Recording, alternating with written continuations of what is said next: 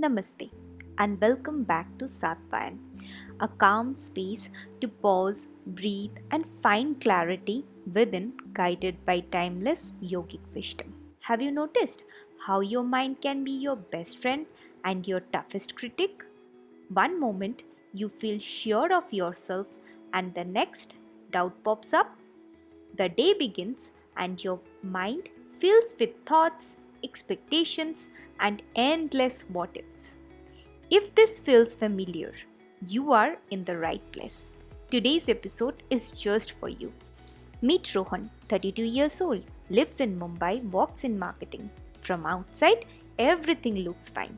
A good job, decent apartment, kind friends, and supportive family. But inside, Rohan's mind never stops. His day starts with too many expectations, pulled in many directions by his own thoughts. Every morning, while getting ready for work, he hears two voices. One says, "You are sleeping again." Always a step behind. And now only you notice. The new hire's already ahead. Better try to catch up soon, if you can. Other says, "You have done what you need to. Now focus on your work." Initially, these voices just felt like stress. But over time, those self doubting thoughts wore him down. He started reacting sharply at home. Little delays annoyed him. And when any of his colleagues got promoted, Rohan felt that bitter twist in his chest. Why not me, God? I was expecting my promotion. Oh, yes, my luck. Always against me. Always. One day, over lunch, a friend from HR noticed the changes in him. Dull eyes, low energy, disturbed thoughts, rushed words. Rohan opened up, shared, "I'm always running. Thought I would get the promotion this time. But no, my junior did. I just clapped. Why doesn't my boss see my work? What am I doing wrong? Maybe I need more certifications. I don't know." The friend listened quietly and then said, "You don't need another course, Rohan. You need calm. There is a yoga studio near the office. Just try it once." Rohan scoffed. "I don't have time for all that. I need to upgrade my skills for promotion." The friend smiled gently. "Then upskill your peace first." A week later, out of curiosity and maybe a bit of burnout, Rohan walked into the yoga studio. That evening was a full moon. A full moon meditation was about to begin. He sat quietly. No phone, no pressure, just breathe and the silence. The teacher spoke about the mind. Your mind isn't your enemy, it's a garden, and you are the gardener. What you choose to grow, weeds or flowers, fear or peace, is up to you. Our job doesn't have to stop thinking, just notice what we are growing. Something clicked inside Rohan. He realized it's okay to have doubts, but he didn't have to follow every thought that came to mind.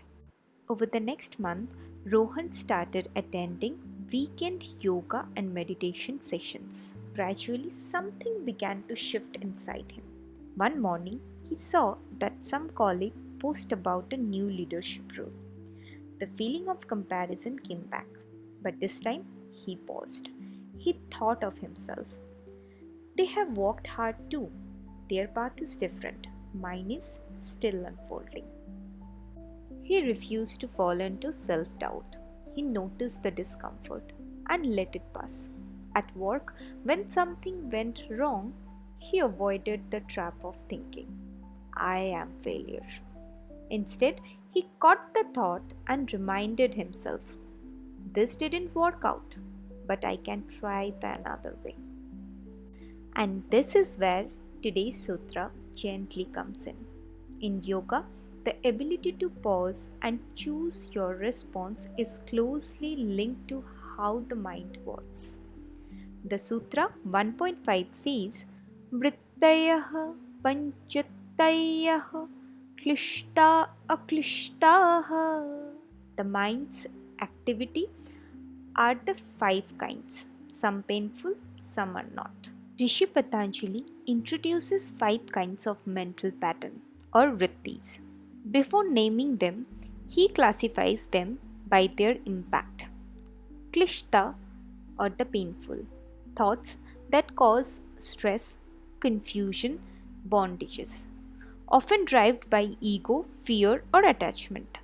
Aklishta, non painful thoughts that bring calm, clarity, and support inner growth, rooted in awareness and wisdom. Thoughts come and go. Some trigger fear or frustration, some bring clarity and steadiness. They are not all harmful, but the key is knowing which ones support us, which ones don't. Now, dear listeners, the final takeaway for you. The next time you feel triggered, jealous, or anxious, just pause. Don't try to push the thought away and don't feel guilty for having it. Just notice it. Ask yourself, is this thought helping me grow or keeping me stuck? If it feels heavy, step away for a moment. Take a walk. Breathe deeply. Splash some water on your face. You will feel lighter. This isn't about forcing positive thinking. It's about being aware of what's going on inside. Just start by watering the right seeds. In our next episode, we will explore Sutra 1.6, where Sage Patanjali breaks these down into 5 categories: right knowledge, wrong knowledge, imagination, sleep, and memory. These are universal. We all experience them every day. The goal is to understand this pattern so we can respond more wisely. Until then, stay aware, stay sattvic. This is Arpita signing off with love and stillness. Om Shanti. Namaste.